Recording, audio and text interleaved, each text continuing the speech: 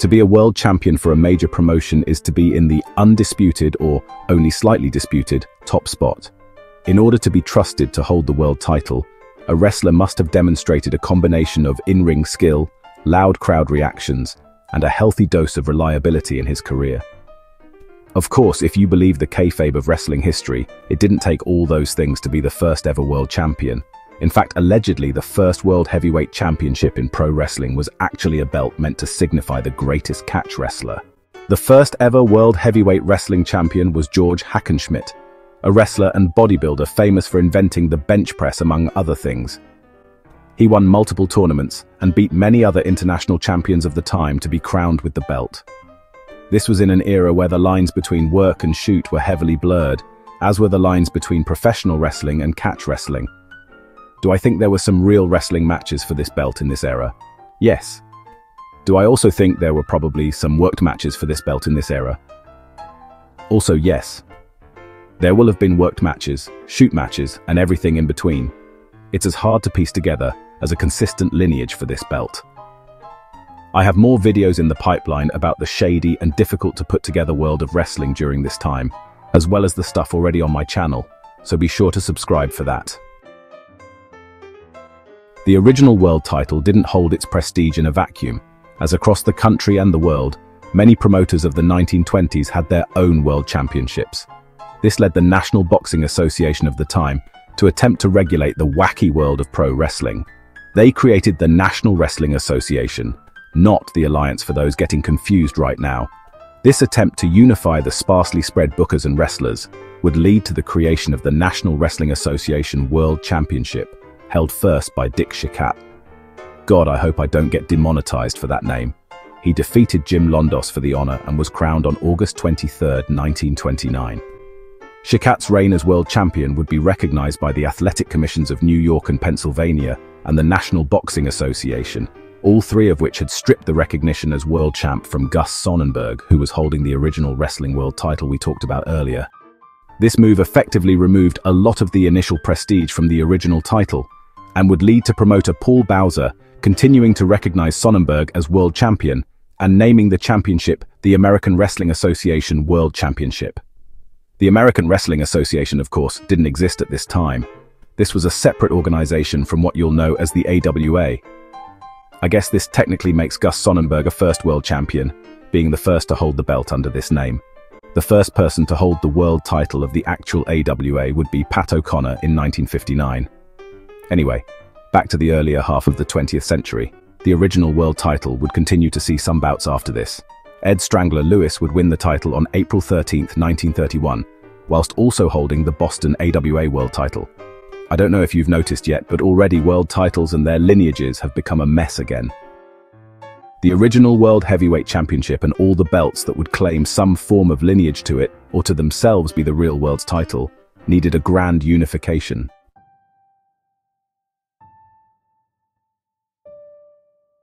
An alliance was formed.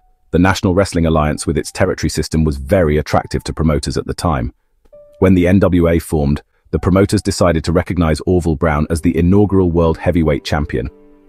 Orville set about unifying all the world titles into his new NWA belt, but unfortunately would suffer career-ending injuries in a motor accident which led to Lou Thesz being crowned as world champion.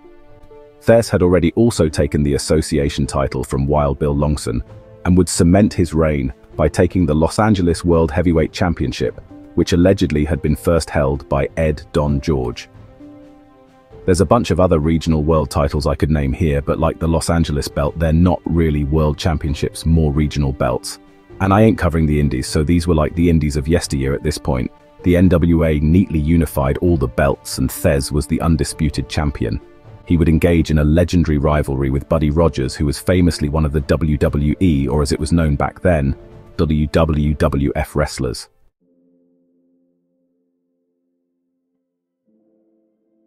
The Fed got a little annoyed over a Buddy Rogers-Lou Thesz result and decided to establish their own world championship. And so the first WWE champion was crowned, Buddy Rogers. I know it was called something different back then, but it's the same title, same lineage, and a hell of a lot more consistent than most belts' lineages. The NWA belt, however, would continue to be extremely prestigious, being held by the likes of Dusty Rhodes, Harley Race, and of course, Ric Flair. Ric Flair would be the first to hold the famous big gold belt. When Turner took over Jim Crockett Promotions, he set about changing the company to World Championship Wrestling, which was still at this point partnered with the NWA. Turner would phase out the NWA name on WCW television, and when Ric Flair defeated Sting for the NWA Big Gold Belt, he became the first WCW World Heavyweight Champion. WCW, for years later, would continue to claim the NWA's world title lineage as their own. The WCW title would later appear on WWE television, after Vince McMahon bought WCW, and the first person to hold the WCW belt on WWE television was Booker T. He would lose it to Kurt Angle on SmackDown. Not long after, the WCW title would be unified with the WWE title to create the undisputed WWE Championship. Chris Jericho would be the first undisputed champion. However, Triple H would be the first to be presented with a single belt to represent the title after beating Jericho at WrestleMania. Of course, WCW folding means there's no other wrestling company to serve as another place for guys to work on national television. Until, of course, the naughty NWA comes back with TNA Wrestling. For a while, TNA would just use the NWA title, the original one, not the WWE or WCW spin-offs. However, their agreement with the NWA ended in 2007. This led to TNA creating their own TNA World Heavyweight Championship, which would first be held by Kurt Angle. This would be Kurt's first World Championship since winning the WWE World Heavyweight title in 2006. Not the WWE Championship, no, the World Heavyweight title, which was, once again, the famous Big Gold Belt, and was first given to Triple H due to undisputed champion Brock Lesnar signing an exclusive deal with SmackDown and Triple H didn't want to work Tuesday! So now WWE has two brands with a world title on each brand until, of course, WWE relaunches ECW. Who's ECW, you may ask? ECW was the birthplace of Extreme Wrestling, originally Eastern Championship Wrestling. They, of course, also had their own belt, originally the NWA ECW Heavyweight Championship that was first held by Jimmy Superfly Snuka. When Eastern Championship Wrestling proclaimed their independence and became Extreme Championship Wrestling, they upgraded the belt to be the ECW World Heavyweight Championship, as first held by Shane Douglas. When WWE brought ECW back as a third brand, they would crown Rob Van Dam as ECW World Champion, due to him defeating John Cena for the WWE title at One Night Stand 2006, making Rob Van Dam the first WWE ECW World Champion. Before we get into the mess that would happen with WWE belts, let's talk about three other significant belts that showed up. First off, the Ring of Honor World Championship. It was first known as the ROH Championship, and was first held by Low Ki in 2002. Next up is the IWGP World Championship. I don't know much about Japanese wrestling other than to say this world title is owned by New Japan, and the first reign was Kota Ibushi on March 4, 2021. The belt's predecessor was the IWGP Heavyweight Championship, first held by Antonio Inoki in 1987. And now finally, Tony's Band of Merry Men gets a mention. All Elite Wrestling would establish their own world title. So the AEW World Heavyweight Championship was first held by Chris Jericho as he won it at AEW's All Out on August 31, 2019. Okay, so back to the WWE mess. In December 2013, in a move that still haunts me to this day, the WWE decided to unify the World Heavyweight Championship and the WWE Championship at tables, ladders, and chairs. Randy Orton would be the first holder of this version of the WWE World Heavyweight Championship. Not pleased with now having only one world title, the WWE introduced the awful-looking WWE Universal Championship.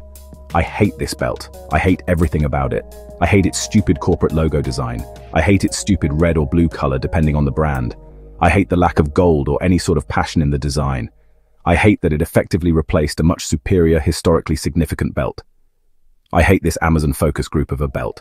It was first held by Finn Balor, and eventually the belt would join with the WWE Championship to create the undisputed WWE Universal Championship when Universal Champ Roman Reigns beat WWE Champ Brock Lesnar in a winner-takes-all match at WrestleMania 38 in 2022. This made Roman Reigns the first holder of the current undisputed belt, and finally, the belts are unified for good. Until, of course, the WWE would introduce a new World Heavyweight Championship in 2023 that apparently had nothing to do with the lineage of the Big Gold Belt, which makes zero sense.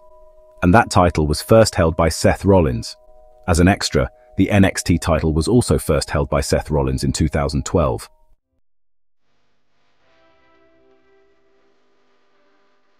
Anyway, that's the whole story, or at least a paraphrased version of it. As you can see, championship belts and their lineages often get messy, and we've barely even scratched the surface in this video. Hope it was somewhat informative, and if you enjoyed it, comment a crazy opinion and subscribe for more wrestling history you don't already know.